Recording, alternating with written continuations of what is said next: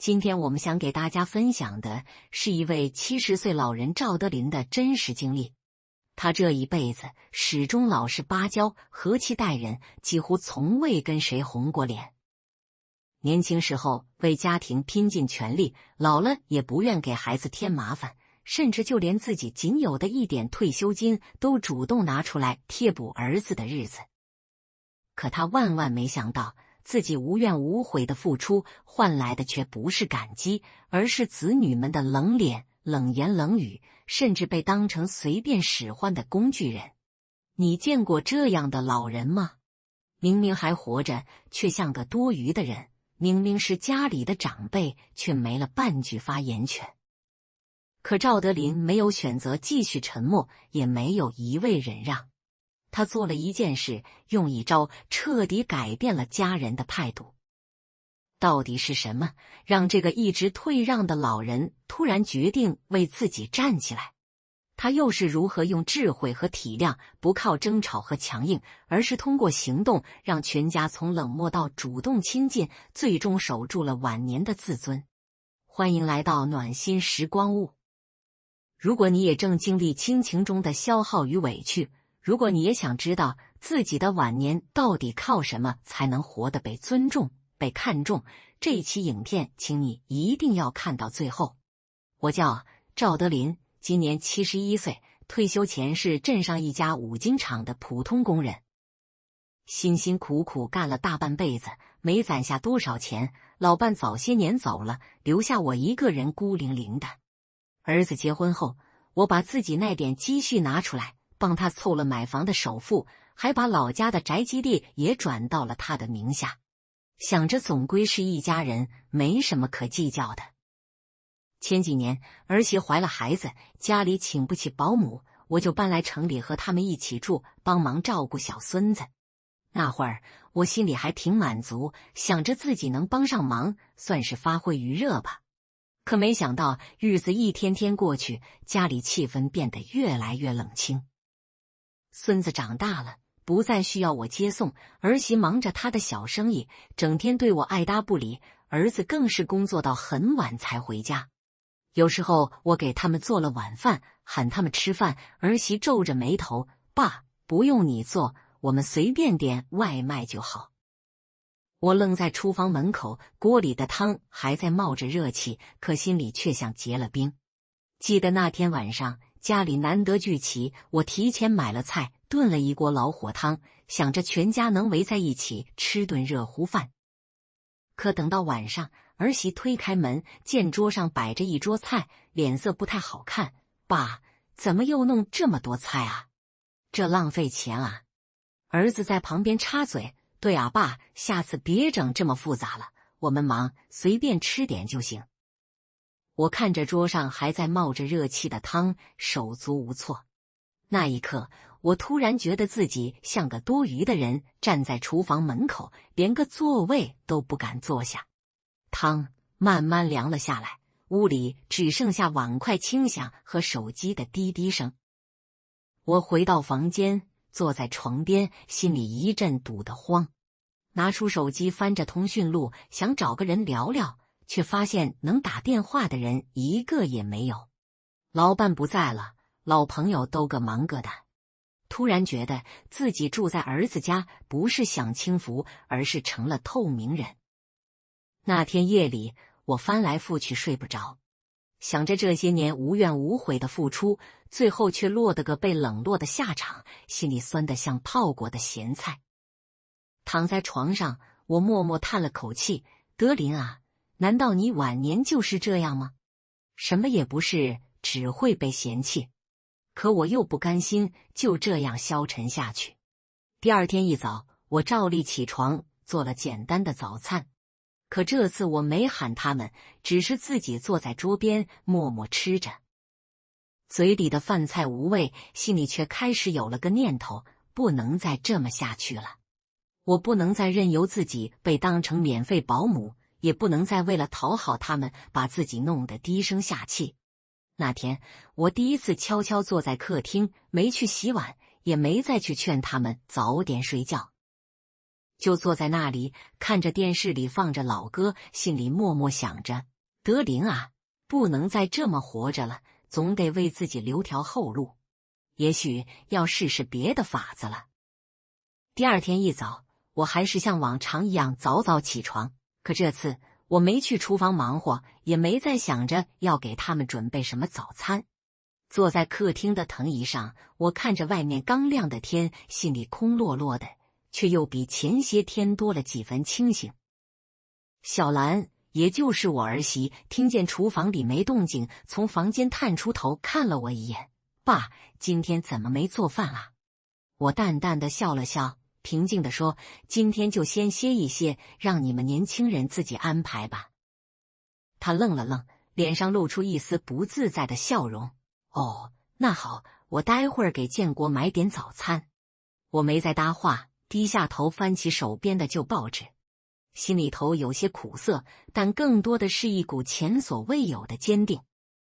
过了2天，我去了趟银行，把自己账户里的钱查了一遍。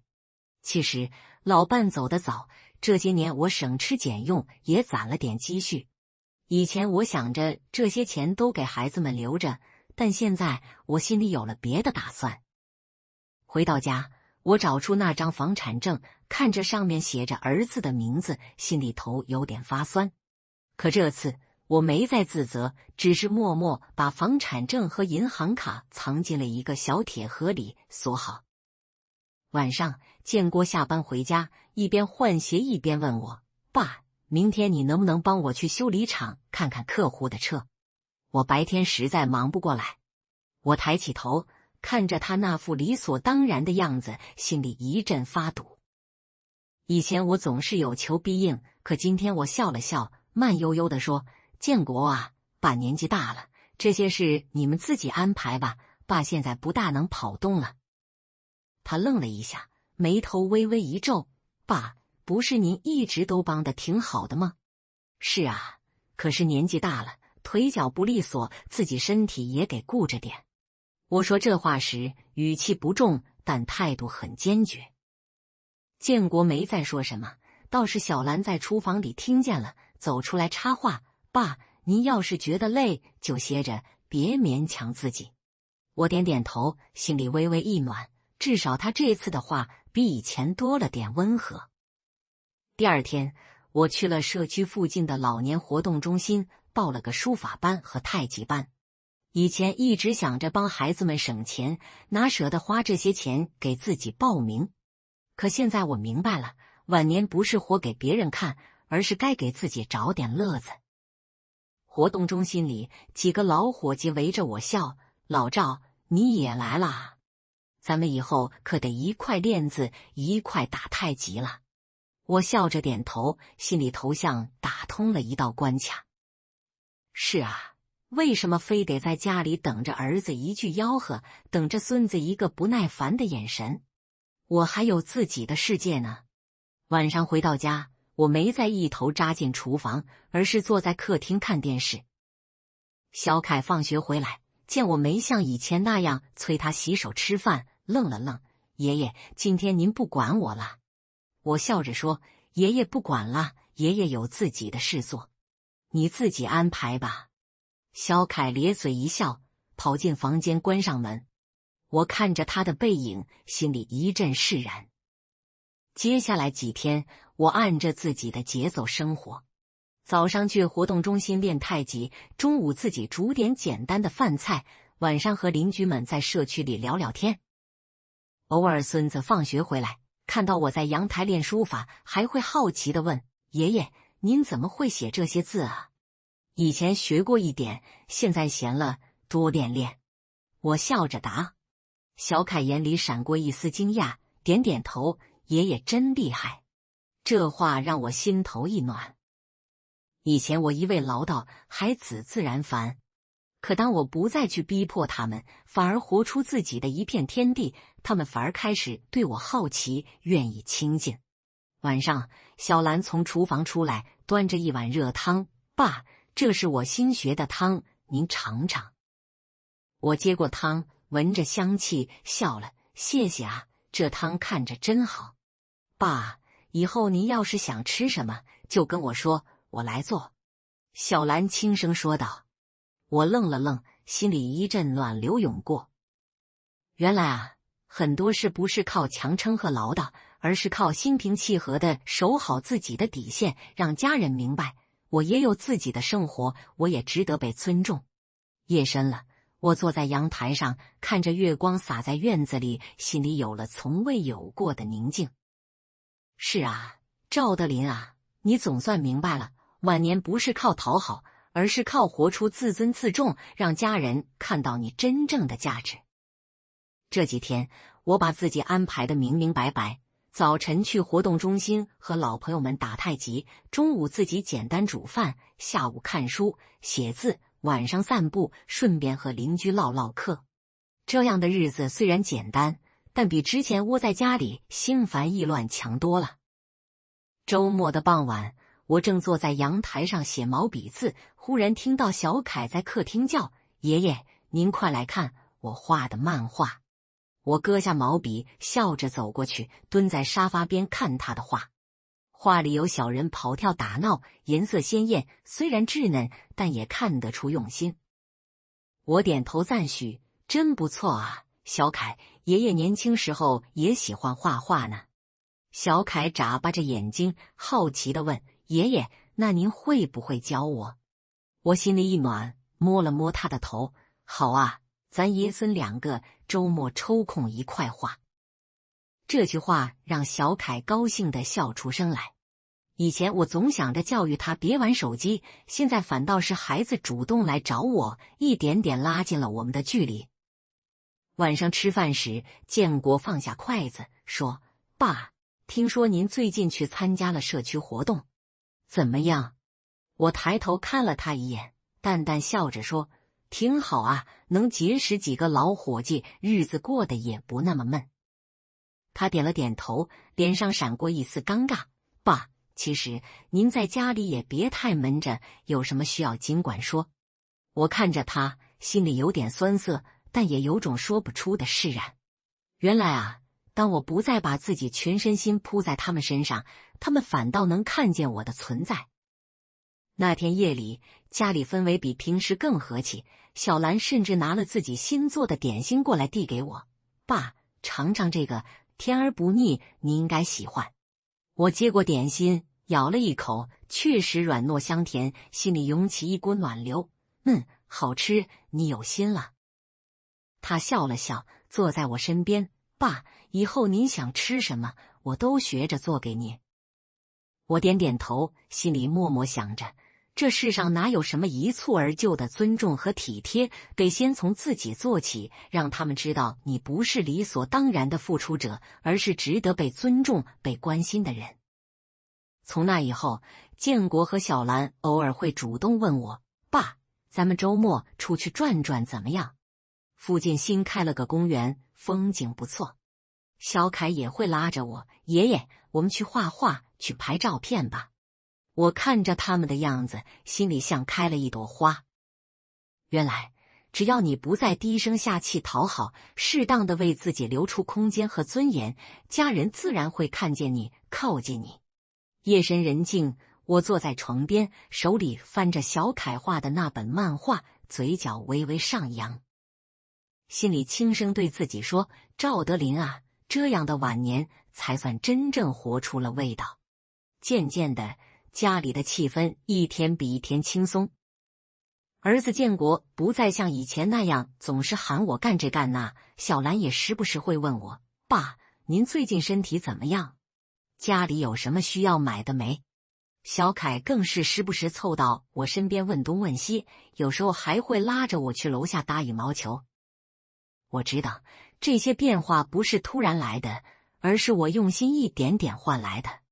可心里也明白，单靠和气还不够，得为自己留条底线，免得哪天又被当成随叫随到的老黄牛。那天，我趁着家里没人，去了趟银行，把手里的存款账户重新整理了一下，单独开了一个定期账户，密码只留给自己。然后又悄悄联系了以前老朋友介绍的社区养老中心，咨询好入住条件和费用。回来时，我心里反倒踏实了许多。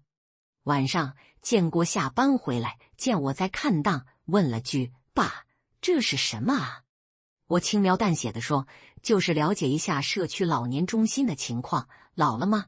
得提前打算，免得哪天给你了添麻烦。”他愣了愣，神情复杂，挠了挠头：“爸，咱家不至于让您去那种地方吧？”我看着他，淡淡笑了：“建国啊，爸不图你养，咱老了也给自己留个退路。到时候要是真有个闪失，我也能安心，不会成了你们的负担。”小兰在一旁听见了，低声补了一句：“爸，您说的对，有备无患。”我心里虽然有点酸涩，但更多的是释然。以前总觉得自己该无条件为家人付出，可现在明白了，留点底线，既是给自己尊严，也是让家人明白我的位置。几天后，周末晚上，建国和小兰主动提议：“爸，咱们一家出去吃顿饭吧，您想去哪？”我笑着说：“不挑，就近随便找家干净的小馆子就成。”吃饭的时候，气氛比以前热闹多了。小凯兴奋地讲着学校里的趣事，小兰笑着添菜，建国也不时帮我倒茶。我看着他们，心里有点感慨，也有点自豪。吃完饭回到家，建国突然低声对我说：“爸，以前是我们忽视您了，现在我们会多关心您，也希望您别总是一个人闷着。”我听了，心里一暖，但还是稳稳地说：“好啊，你们多关心是好事，但爸也要有自己的生活，这样咱们家才更和气。”夜深了，我坐在阳台上，看着天边的一抹月光，心里比以前轻松了许多。是啊，晚年不是一味的付出和忍耐，而是得有自己的主见，守住自己的底线。只有这样，才能活得既体面又自在。我轻轻对自己说：“赵德林啊，你终于走到了这一步。”周末的天气不错，阳光暖洋洋的照进客厅，我正坐在阳台上慢悠悠的喝茶，看着楼下小广场上几个孩子追逐打闹，耳边传来小兰的声音：“爸，中午想吃点什么？我打算去菜市场买点菜。”我愣了愣，笑着说：“随便买点就好，别太麻烦。”小兰站在门口，脸上带着淡淡的笑意：“爸，您就说呗，您喜欢的那道小炒肉，我这就去买好食材。”我抿了口茶，心里有些暖意，那就小炒肉吧。小兰出门后，我回到客厅，拿起放在茶几上的孙子小凯画的那本漫画，翻开来看。画里的小人虽然歪歪扭扭，却透着一股孩子气的真诚。看着看着，我嘴角忍不住扬起，心里涌上暖流。正看着，小凯从房间跑出来：“爷爷，今天咱们能不能一起去楼下晒太阳？”我笑着点头：“当然可以，咱们吃完午饭就去。”中午，小兰做了我最爱的小炒肉，还多做了几道家常菜。全家人围坐在餐桌前，气氛轻松融洽。小凯边吃边说：“爷爷，您今天陪我去楼下喂鸽子吧，我还想画画。”我夹了块小炒肉放进碗里，笑着说：“行啊，爷爷一定陪你。”建国放下筷子，抬头看着我：“爸，您最近心情好像好多了，社区活动也挺热闹吧？”我笑了笑，语气淡然：“是啊，自己也给找点乐子，不然总待在家里闷坏了身子不说，心里也憋得慌。”建国愣了愣，随即点头：“爸，您说的对，以后咱们多带您出去转转，别总闷在家里。”饭后，我和小凯手拉手去了楼下，阳光照在脸上，暖洋洋的。小凯一边喂鸽子，一边画画，我就坐在旁边的石凳上看着。看着他专注的模样，我心里无比安稳，仿佛那些曾经的委屈和冷落都随风而去。回到家，小兰正收拾厨房，看见我和小凯回来，笑着说：“爸，今天小凯高兴的不行，说您是他最棒的爷爷。”我看着小凯羞涩的笑容，心里一软，轻声说：“只要你们觉得爷爷好，爷爷就心满意足了。夜深了，我独自坐在阳台上，手里捧着一杯温茶，望着窗外夜色沉沉，心里充满了安宁。其实啊，老了不是要多有能耐，而是要懂得适时放手，为自己留出底线，让家人看到你的独立和自尊。我轻声对自己说：赵德林啊，你总算活明白了，晚年就该这样舒坦自在，还有家的温度。自打那顿温暖的家常饭后，家里的气氛越来越融洽。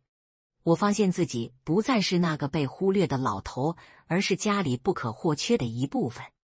可心里也清楚，这一切并非一蹴而就，而是从那次我坚定地为自己设下底线开始。那天一大早，建国突然对我说：爸，今天是周末，您要不要跟我们一起去公园走走，顺便晒晒太阳？我一愣，笑着说：好啊，这天挺暖和的，出去走走也好。我们一行人去了市郊的公园。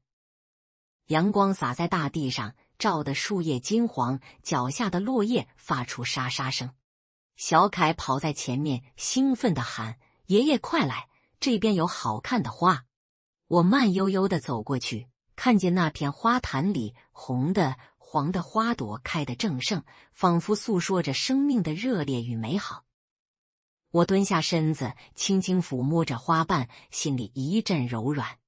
小兰走到我身边，低声说：爸，最近您心情好多了，看得出来，咱们都觉得您变得不一样了。我轻轻一笑，人啊，总得学会为自己活，不然一辈子都活在别人的影子里，晚年才最苦。他愣了愣，点点头：爸，您说的对，以后我们也要多替您考虑，不能再像以前那样只顾自己。我们继续沿着公园的小路慢慢走着，小凯跑到前面，突然摔倒，哇的一声哭了起来。我赶紧快步上前，扶起他，轻声哄道：没事，爷爷在这儿，拍一拍就不疼了。他一边抽泣，一边抱住我：爷爷，我以后一定要像您一样坚强。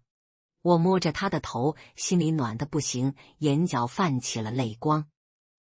回到家，建国和小兰都忙着准备晚饭，小凯跑来拉着我说：爷爷，您坐这儿，我来给您画张画。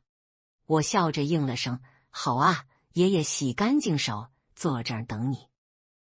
小凯搬来纸和彩笔，一笔一画地勾勒出一个笑容灿烂的爷爷，旁边画着全家人围坐在一起，画面温暖动人。晚饭时，小兰端来一碗汤，说：爸，这是我学的新菜，您尝尝。我接过碗，轻轻喝了一口，心里满是暖意。好喝，这汤比什么都香。吃完饭，小兰突然有些不好意思地对我说：爸，之前我们有些事做得不对，您别往心里去，以后我们会注意的。建国也点头：爸，您老了，该多想想自己，别再一味为了我们操心了。我放下碗筷，看着他们，心里一阵释然。我不操心，也不是不爱你们，而是明白了，只有自己先把日子过好，才能更好地陪你们。那一刻，整个屋子静了下来，只有饭菜的香气和窗外轻柔的夜风。小凯跑过来抱着我：爷爷，我们永远在一起。我抱着他，鼻子一酸，轻声说：好啊，咱们一家人走到哪里都不分开。夜深了，我坐在床边，翻看着小凯画给我的画，画里的笑脸和温暖让我心里一阵轻松。看着窗外的星光，我低声自语：赵德林啊，这晚年活的才叫有滋有味。冬天悄悄到了，窗外的树枝上落满了霜花，空气里带着一丝寒意。我坐在阳台上，手里捧着一杯热茶，看着院子里小凯和建国在堆雪人，小凯笑得格外灿烂，仿佛冬日的阳光照进了心底。爸，您快出来看看，我们的雪人快堆好了。建国一边笑一边喊。我笑着应声：好，等我泡完这杯茶就过去。这时候，小兰也出来了，手里拿着一条围巾，轻轻为我围上。爸，天冷了，带上这个暖和点。我看着他，心里一阵说不出的感动，轻声说道：“谢谢啊，小兰，你真有心。”“哪能啊，您是家里的顶梁柱，您开心，我们才能安心。”他笑着拍了拍我的肩膀。我站起身，慢慢走向院子，看着小凯围着雪人转圈，心里忽然感到无比满足。以前总觉得自己是被需要的工具，是家里的保姆和取款机，但现在我明白了，真正的家庭不是靠牺牲换来的，而是靠理解与体谅滋养出来的。晚饭时，我们围坐在桌边，吃着热腾腾的火锅，氤氲的雾气中，大家的笑声此起彼伏。小凯夹了块牛肉放进我碗里，“爷爷，这块是最嫩的，您快吃。”我含笑接过，“好，爷爷听你的。”建国举起酒杯，“爸，今天咱们好好聚一聚，谢谢您这些年的付出和陪伴。”我举起茶杯，微笑回应，“不谢，咱是一家人。”那一晚，我们谈天说地，窗外飘起了小雪，屋里却暖洋洋的。夜深了，我独自坐在床边，看着小凯白天画给我的那张画，心中泛起阵阵暖意。是啊，这一辈子走到今天，跌跌撞撞，笑过哭过，可最终我还是在这个家里找到了属于自己的位置。不是依靠金钱或无尽的付出，而是靠自己学会了为自己留出底线，靠心平气和地面对生活，让家人学会尊重、理解和亲近。我轻声自语：“赵德林啊，这一生不算白活，老了也要活得有尊严、有骨气、有温情。”窗外雪花轻飘，落在窗棂上，宛如悄声落下的晚年温柔。